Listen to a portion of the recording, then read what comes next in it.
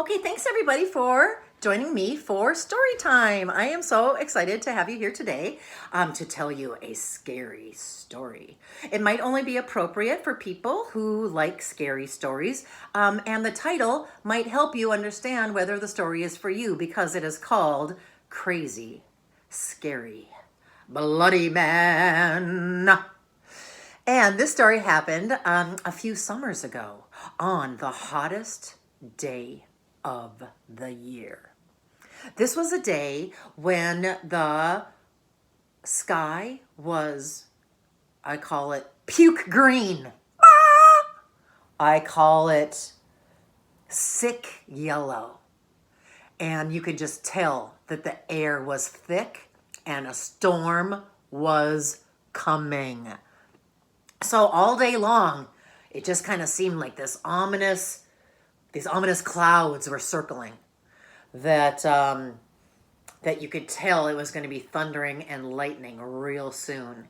So I think that may have been a day of camp where we let out maybe just a little bit early and everybody showed up. The parents came and whisked all their children home because everyone knew there is a storm coming and we all have to take cover.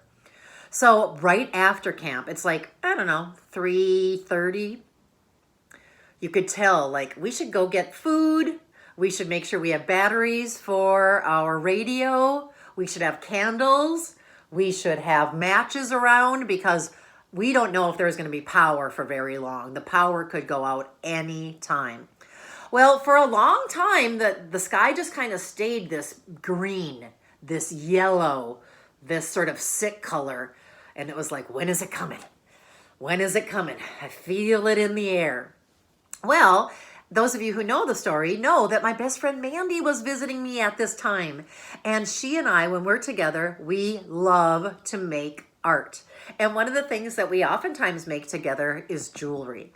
So we are sitting at my dining room table and my husband, Hamlin, is out of the house. He has gone to play Ultimate Frisbee. He is the president of the Twin Cities Ultimate League. So he is out playing Ultimate with his friends. And when he went, I thought, what are you doing? Oh, why are you going to play Ultimate? Do you see the sky? Do you feel the storm coming? And he thought, well, we'll just go and play, throw around the disc, see if people show up. And when it starts getting bad, we'll just make sure we come home and, then we'll be safe. Well, when Mandy and I are making the jewelry, we could tell that the wind just is picking up steam because I am sitting facing the windows. So it goes me, the table, Mandy, the windows. And the way that Mandy is facing, she's facing a wall to our kitchen. So she can't see everything that I see stirring outside.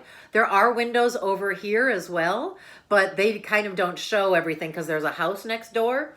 So you don't get to really see the landscape. So for me, every once in a while, I look up and I see the wind is just whoosh, whoosh, whoosh across the screen or across the windows. And I see that the leaves, normally the leaves are like floating and it's sort of nice out there. Or even if there's a storm, they might be a little like this. But this is like storm. So I'm thinking, whoa, this is creepy out there. And where is my husband? Where is Hamlin? Why isn't he home? This is terrifying out there. Did he get stuck? Did a tornado come? Is there hail that's keeping him from coming home? So I'm nervous about him, but I'm also nervous for Mandy and me because the storm is getting more ferocious and more ferocious. So now it's raining and it is raining profusely. So sometimes, like even just 2 nights ago when it rained for 15 hours straight, do you remember how it rained for 15 hours? It was more torrential than that because even though it was coming down in sheets the other night, this was coming down in like books, not just one sheet of paper. It was raining in books. And, but you know how the rain is supposed to come down vertically from the sky? The wind was picking it up and it was raining horizontally. The wind was just going whoosh, whoosh.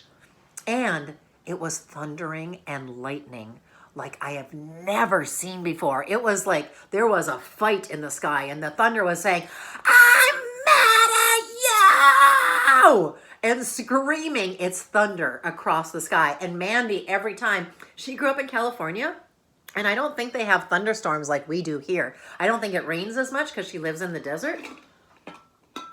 And so every time that thunder would crack, it would go, boosh, and she would go, wah, out of her chair. And it happened all the time. And then I would laugh, and then I'd look outside and I'd get afraid, and then it would thunder again, and she would do it, and it was like, scary. So then the lightning would strike. And do you ever do that thing where it thunders and then you go like this a few times? And then I'll take your question in a second, Safi. And then you count to see how long when the lightning comes, and you're like, oh, that took a number of claps. Oh, that one was far away. Well, when we were doing it, it would be thunder, and then we'd start to clap, and the lightning would just come across. Except for the lightning, you know how sometimes like when you draw lightning, you just draw, I'll take questions in just a little bit. You just draw a little lightning bolt coming from the sky.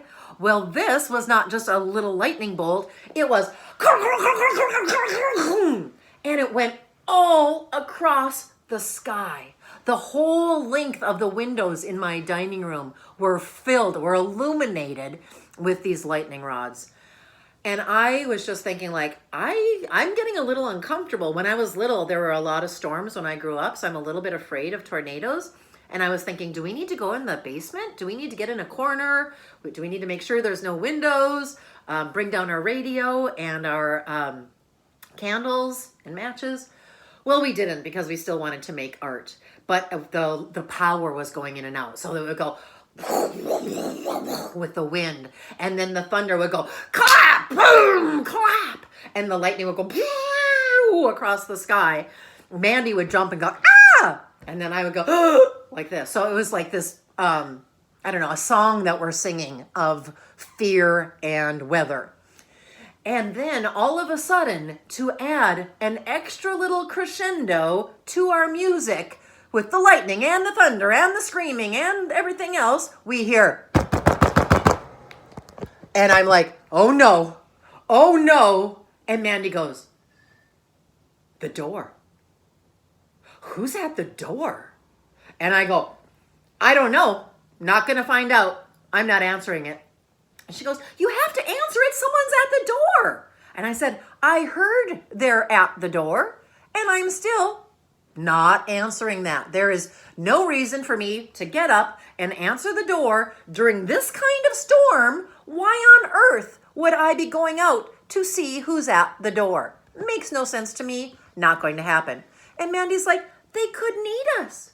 They could be hurt. They could, you know, they could want in.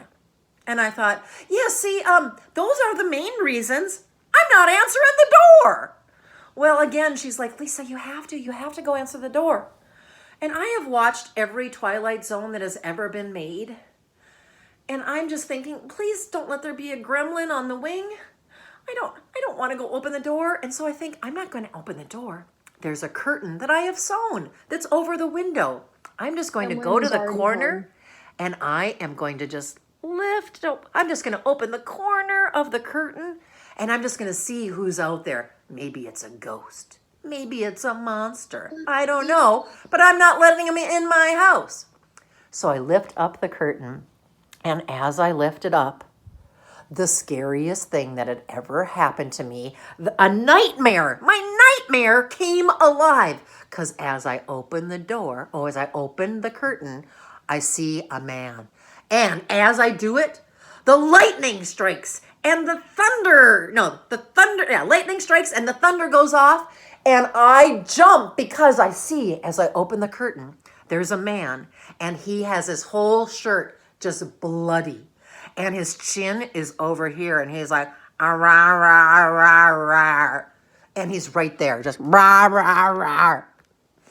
I go, rah! And I scream in the man's face, close the curtain, and I run downstairs. Because, as I forgot to tell you, Hamlin has come home now. Hamlin has been home for about 5 minutes. He's like, oh my gosh, I'm so wet with sweat and rain. We got caught in the rainstorm. We couldn't leave the field. We had to wait. There was a flash flood. So he gets home and he's like, I'm going to jump in the shower and warm up. So he goes downstairs. Our shower's in the basement. And so I scream and I close the curtain and I just think, I got to get Hamlin. I got to get the police. I grab my phone and I run downstairs and I'm running down and I'm calling 911. And I'm like, and there's a door. Crazy, scary, bloody man. Crazy, scary, bloody man. And my husband in the shower, all wet. And they're just like, hello? And I'm trying to tell them all of this stuff, not speaking a language that anyone can understand because it's based in just fear. So I get Hamlin out of the shower and I'm like, door, crazy, scary, bloody man. You have to get the door. I don't want to. I'm afraid. So Hamlin puts on a towel and just dripping wet from the shower. Doesn't do anything to pad off. Puts on a towel, comes up, and he starts to reach for the door. And I'm like, no! What are you doing? That's crazy, scary, bloody man on the steps out there. Meanwhile, it's lightning. It's thundering. The rain is going. The wind is happening. Mandy's in the dining room going, who's out there? And I go, it's crazy, scary, bloody man. And Hamlin is again trying to get the door. And I'm like, no! So we open up the curtain again and I won't look. I just showed to Hamlin. I'm like, look. And the guy goes, rah, rah, rah, rah, rah, rah. So Hamlin's like, what happened? And we hear something about like, I saw your light or something. So I forgot to also tell you, it's about midnight o'clock, like 11:30 at night.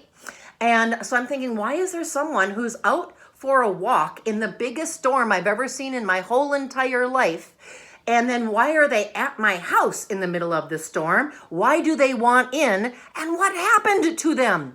Did they deserve? I mean, no one deserves to get, but did they do something where someone retaliated by hurting them back?